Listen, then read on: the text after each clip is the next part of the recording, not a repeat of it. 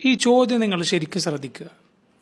നോക്കൂ, പരിശുദ്ധ ഖുർആനിൽ മുഴുക്കെ നമുക്ക് കാണാം, അള്ളാഹു അല്ലാത്തവരെ വിളിച്ച് നിങ്ങൾ പ്രാർത്ഥിക്കരുത്, അള്ളാഹുവിനെ മാത്രമേ വിളിച്ചു തേടാവൂ. ഇയ്യാക നഅ്ബുദു വഇയ്യാക നസ്തഈൻ, അള്ളാഹുവെ നിന്നെ മാത്രം ഞങ്ങൾ ആരാധിക്കുന്നു, നിന്നോട് മാത്രം ഞങ്ങൾ സഹായം തേടുന്നു.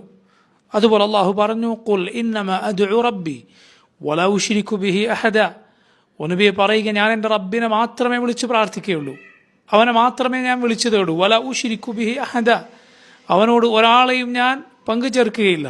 വഅന്നൽ മസാജിദ ലില്ലാഹ് ഫലാ തദ്ഉ മഅ അല്ലാഹി അഹദ, മസ്ജിദുകളെല്ലാം അള്ളാഹുവിന് വേണ്ടിയുള്ളതാണ്, അതുകൊണ്ട് അവനോടൊപ്പം മറ്റൊരാളെയും നിങ്ങൾ വിളിച്ചു തേടരുത്. ഇങ്ങനെ ഒട്ടനവധി നിരവധി ആയത്തുകൾ മുഹമ്മദ് സല്ലല്ലാഹു അലൈഹി വസല്ലം ഈ ആയത്തുകൾ ജനങ്ങളെ ഓതി കേൾപ്പിച്ചു. അവർക്കെല്ലാം ഇതിൽ നിന്ന് മനസ്സിലായത് അള്ളാഹുവിനെ മാത്രമേ വിളിച്ചു തേടാൻ പാടുള്ളൂ എന്നാണ്. ഖുർആനിലെ ഈ ആയത്തുകൾ കേൾക്കുന്ന ഏതൊരാൾക്കും, ഏതൊരു മനുഷ്യനും മനസ്സിലാവുക അള്ളാഹുവിനെ മാത്രമേ വിളിച്ചു തേടാൻ പാടുള്ളൂ എന്നാണ്.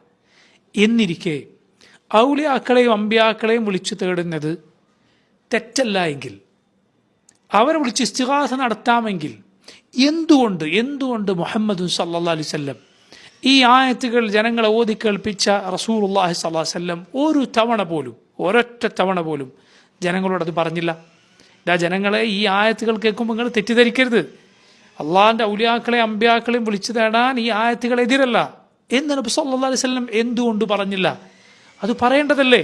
നബി സല്ലല്ലാഹു അലൈഹി വസല്ലമയെക്കാൾ ആ വിവരം അറിയുന്നത് നിങ്ങൾക്കാണോ, സമസ്തയുടെ നേതാക്കന്മാർക്കാണോ, അതല്ല അള്ളാഹുവിൻ്റെ റസൂലിനാണോ സല്ലല്ലാഹു അലൈഹി വസല്ലം കൂടുതൽ അറിവുള്ളത്? മുഹമ്മദ് സല്ലല്ലാഹു അലൈഹി വസല്ലമക്കാണ്. അല്ല എന്ന് പറഞ്ഞാൽ ഒരാൾ ഇസ്ലാമിൽ നിന്ന് പുറത്തു പോകും. ശരി, രണ്ടാമത്തെ ചോദ്യം, നബി സല്ലല്ലാഹു അലൈഹി വസല്ലമക്കാണോ ഏറ്റവും നന്നായി ഈ കാര്യം വിശദീകരിച്ച് പറഞ്ഞു കൊടുക്കാൻ അറിയാവുന്നത്?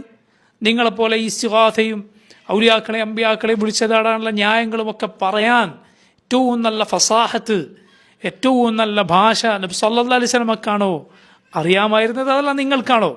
അള്ളാഹുവിൻ്റെ റസൂൽ സല്ലല്ലാഹു അലൈഹി വസല്ലം ജവാമിഉൽ കരീം നൽകപ്പെട്ട റസൂലല്ലേ? ആശയസമ്പുഷ്ടമായ കാര്യങ്ങൾ ചെറിയ വാക്കുകളിൽ പറയാൻ അള്ളാഹു റബ്ബുൽ ആലമീൻ പ്രത്യേകമായ തൗഫീഖ് നൽകിയ നബിയല്ലേ? രണ്ടാമത്തെ ചോദ്യം, നിങ്ങൾക്കാണോ അതല്ല അള്ളാഹുവിൻ്റെ റസൂൽ സല്ലല്ലാഹു അലൈഹി വസല്ലമക്കാണോ നന്നായി പറയാൻ അറിയുള്ളത്? മൂന്നാമത്തെ ചോദ്യം, നബി സല്ലല്ലാഹു അലൈഹി വസല്ലമക്കാണോ ഈ ഉമ്മത്തിനോട് ഏറ്റവും നസീഹത്തുള്ളത്, ഗുണകാംക്ഷയുള്ളത്, അതല്ല നിങ്ങൾക്കാണോ? നിങ്ങളുടെ വാദപ്രകാരം അള്ളാഹുവിൽ അല്ലാത്ത അമ്പിയ ഔലിയാക്കളെ വിളിച്ച് തേടരുത് എന്ന് വിശ്വസിക്കുന്നവൻ പഴച്ചവനാണ്, ആണല്ലോ?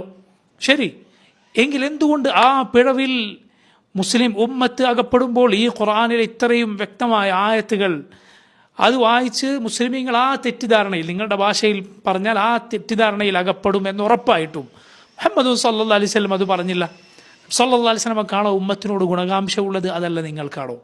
ചിന്തിക്കുക പ്രിയ സഹോദരങ്ങളെ, ഈ ചോദ്യങ്ങൾക്ക് ഒരിക്കലും ഇസ്തിഗാസ ന്യായീകരിക്കുന്ന ഒരുവനും ഖിയാമത്ത് നാൾ വരെ ഉത്തരം പറയാൻ സാധ്യമല്ല.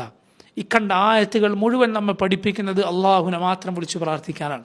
മുഹമ്മദ് സല്ലല്ലാഹു അലൈഹി വസല്ലം അവിടുത്തെ ജീവിതം മുഴുവൻ പഠിപ്പിച്ചത് അള്ളാഹുവിനെ മാത്രം വിളിച്ചു പ്രാർത്ഥിക്കാനാണ്. ഖുർആനിലെ മുഴുവൻ ദുആവും അള്ളാഹുവിനോട്, റസൂലുള്ളാഹി സ്വല്ലല്ലാഹു അലൈഹി വസല്ലം പഠിപ്പിച്ച മുഴുവൻ ദുആവും അള്ളാഹുവിനോട്. അള്ളാഹു അല്ലാത്തവരെ വിളിച്ചു തേടുന്നവനായി ഒരുവൻ മരിച്ചുപോയാൽ അവൻ ശിർക്കിനാണ് മരിക്കുന്നത്.